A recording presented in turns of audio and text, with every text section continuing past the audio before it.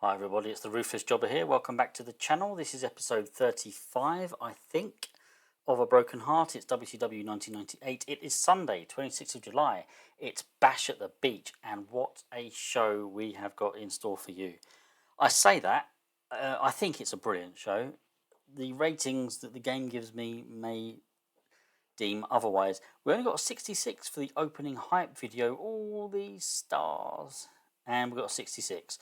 So some storylines unfortunately lost heat. A couple gained, but okay, there we go.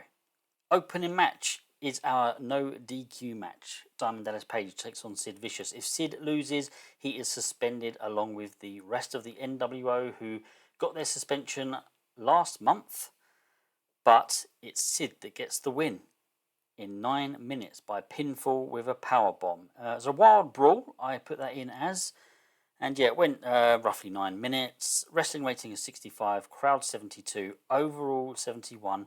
Yeah, I'm pleased with that for an opening match. Storyline advanced, and it did end as well. And then post-match, Gene Okerlund catches up with Sid, and he just cuts a promo. I knew I could do it. I knew I should never have been suspended. I won my match at the Great American Bash, and I've done it now at Bash at the Beach. I'm safe. I'm still in the company. Now I can think about other things and I can move forward. Rating is 75. Then we've got the tag team match between Kurt Hennig and Conan, and they take on Norman Smiley and Six.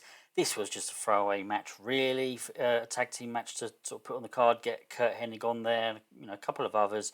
65 overall. Kurt Hennig and Conan get the win in 14 minutes 7 seconds when Kurt Hennig pinned Six with a Hennigplex. And it's a storytelling match as well, and Kurt Hennig carried the match in terms of in-ring performance. The wrestling rating was 64, the crowd 57, and as I said, yes, 65 overall. Then we've got a hype video for Goldberg, just a Goldberg hype video. The crowd are simmering, 75 overall. He's got a match coming up, and of course he won it, but a really poor match actually, 55 overall. 67 for the crowd, 63 for the wrestling. 4 minutes 11 seconds it took Goldberg to get the win using the spear. Yes, it wasn't anything kind of, we need to start upping Goldberg's game really. I mean, I'm obviously building for him to be a future world champion, but I don't want to go too far with him yet because I kind of got other plans for the belt at the moment. And then we've got promos from Chris Jericho and Randy Savage, the pre-match promos as they take each other on in a steel cage. 85 for this one. Very pleased. A few bits of green there as well. Hopefully the storyline did gain heat. How well did the match do? 71? Could have been worse. Maybe hoped for better. I had them go a good sort of nearly 17 minutes. Great heat and good wrestling. Chris Jericho defeated Randy Savage in a cage classic match in 16 minutes 47 by pinfall with a roll-up. The match was designed to be an engrossing, story-driven spectacle that was slowly built up through psychology and worked towards a dramatic conclusion. So yeah, maybe we failed a little bit. Maybe, it would have been really nice to have got a bit more there. We had a creative finish that was a failure. That's a big shame. Well, okay, but that storyline is also over. But 71 isn't too bad, really. Think of Savage's age. Post-match, Savage is absolutely distraught, but he does shake Jericho's hand in a mark of respect. Rating of 75 overall for this little bit here. Bam Bam Bigelow takes on the Giant. Good heat, decent wrestling. Bam Bam Bigelow defeated the Giant in 8 minutes 48 by pinfall with a diving headbutt. A wrestling rating of 70, crowd 72, and overall 76. Yeah, I'm pleased with that. I think Bam Bam Bigelow and the Giant had pretty good chemistry. I mean, this is something we can visit later on, a couple of years' time maybe even switch. Who knows? Bam Bam Bigelow could be the face and the Giant could be the heel. Who knows? If they've got good chemistry, it's always worth keeping that in your back pocket. But yeah, 76 overall. Bam Bam Bigelow's won this. The storyline has ended. And post-match, we had another kind of mark of respect, really. Awful. Absolutely awful. Another angle idea that was a failure. Okay, they really work out well on this game, I've got to say. I don't think I've had any be a success yet. Actually, I think I might have done. But 58 overall, that's pretty poor. Back in the ring, it's the tag team titles on the line in the three-way match. Faces of Fear defend against Los Locos and Royalty. A decent match. The Faces of Fear defeated Los Locos and Royalty in 9 minutes 52 when Meng pinned Juvente Guerra using underhanded tactics. The Faces of Fear make defense number 3 of the WCW World Tag Team titles. So yeah, all good stuff really. The match not too bad. Our tag teams are low down the card, so yeah, I'm not over disappointed. It's a shame that Stephen Regal was off his game. He's the one out of all of these guys. He's the one we want to get over. And then we've got Bret Hart cutting a pre-match promo against Lex Luger. A good 83 rating. The storyline has advanced. Bret Hart and Elizabeth are a good pairing, and Bret Hart clearly enjoyed the freedom to go off script and perform well. How well does the match do? 89. Oh, I'm pleased with that. In a superb match, Bret Hart defeated Lex Luger in 15 minutes 48 by submission with a sharpshooter. I am really pleased with that. So the storyline gained heat. It did end, so it would have gained heat before it ended, I guess. I don't know how that works, but hopefully that may have given it a boost. But a wrestling rating of 81, crowd 83, but 89 overall. That is brilliant. And then post-match, Bret Hart celebrates with Liz as Lex kind of just... he's well. I actually had him down as selling an injury, so he's still out cold, whatever. But yeah, 75 as Bret Hart celebrates with Liz. Lex won't be getting his date. Booker T and La Parka with pre-match promos, 71. The show's looking okay so far. I'm kind of hoping we're going to get a half-decent score here. But yeah, so we've got 61 for part 1, which I think was Booker T's promo, and then a 76 for La Parka. Could be around the other way, can't quite remember. But La Parka did enjoy having the freedom to go off script. So yeah, maybe the second one was La Parka. How did the match do? 69. Okay. La Parka's still quite far down the card. Wrestling rating of 64, crowd rating of 66, overall 69. Booker T defeated La Parka in 11 minutes 47 by pinfall with a surprise cradle. Booker T makes defense number 3 of the WCW United States Heavyweight title. Yeah, great stuff. The crowd's very hot at the end of this one. Then we go backstage to the Latino World Order as Eddie Guerrero kind of leads a promo against Sting. Got a poor rating, but the storyline gained heat. But again, if we got a 58 and it gained heat, that just goes to show the storyline is doing pretty poorly. But let's see how the match goes. 75. Yeah, I'm pleased with that.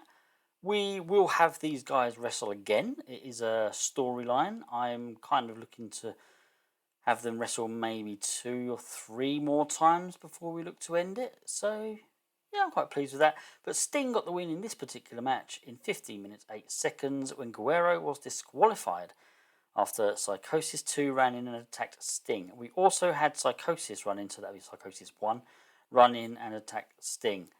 So yeah, Sting got the victory, but only a DQ there. Gene Okerlund catches up with Ric Flair. It's an interview. It's not really a promo as such. It is an interview. It was pre-taped. They're kind of sitting down. It's a proper interview, and he's just saying, "Look, Flair, you're in the twilight years of your career now. You got an opportunity here to win the big one again. What do you think?" And he just he's very, as I say, it's not a promo. He's not going wild like he normally would. It's a really sort of like serious interview, hyping the match, but kind of serious sort of theme. And so, well, yeah, Hogan is obviously an absolute legend of this industry. He probably matches me in terms of accolades and how good he is. It's going to be tough. I'd love to be able to win that belt one last time. We're going to have to see how it goes. I don't want to go into too many details because I'm no good at doing stuff like that. But yeah, just a normal kind of sit-down interview. How well are you going to do? Flair thinks it's going to be tough. How does he get on? That was a 67 there. In a bout that had good heat and decent wrestling, Hollywood Hogan defeated Ric Flair in 12 minutes 45 when Ric Flair was counted out fighting Eric Bischoff at ringside. Hollywood Hogan makes defense number 3 of the WCW World Heavyweight title. Eric Bischoff should be suspended, and Ric Flair knows that.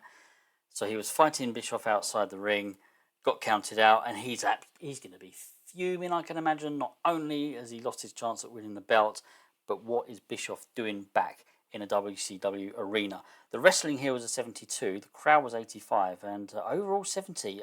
Yeah, not too disappointed.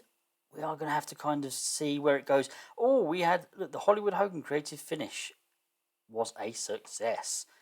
What do we get overall? I don't want to hazard a guess, to be honest. 65. I'm really disappointed. I am actually. I mean, when you look at the scores, okay, yeah, the matches, most of the matches didn't do that great. So I am disappointed. See, I don't know if it works in our favour having all the storylines end in one show, because now we kind of, when we don't have it. Well, I mean, I know we had that penalty anyway, but now we're probably down to about 3 storylines in the entire company. So I don't know if it works against us ending a lot in one show. I've got to be a little bit honest with you all here. I'm not pleased with how the series is going since TEW9, since it switched to TEW9. I'm not blaming the game. I think it's a mixture of, technically we've started a new game, and any new game can take a while to sort of get going. Regardless of what's happened in the past, the TEW9 is treating this as a brand new save. There's a few things in there that have changed. We now have poor chemistry among certain people that we didn't have in TEW 2020. There's obviously something changed with the storylines. So we started to do really well with the storylines, and then a couple of them just instantly dropped below the threshold. Again, this isn't the game's fault. This is just a quirk of starting a new game. I'm gonna probably give it another couple of weeks in game, maybe another pay-per-view, and I might just sideline this save and look to do something that is using a mod that was built for TEW9 and just kind of starting again. And that will probably go for the NWA save I'm doing as well. It breaks my heart to say it, it really does, but I just don't think the way I've converted this mod is working out brilliantly. I haven't made any changes. I haven't done anything to kind of make it fit, if you know what I mean. So I don't know. We're going to see how it goes. It does break my heart to say it, but I hope you've enjoyed this episode, and I hope you've enjoyed the series so far. And if you're really desperate to kind of see me carry on, please let me know. But I worry now that we could be losing TV deals, and once you get on that slippery slope, it's not going to be very fun, and it's certainly not going to be fun for me playing it. But yeah, please give a like and subscribe. I'm not going anywhere. I'm going to be doing something TEW based. I think I'm going to leave it there. Take care of yourselves, everybody. I will see you all again soon. Goodbye.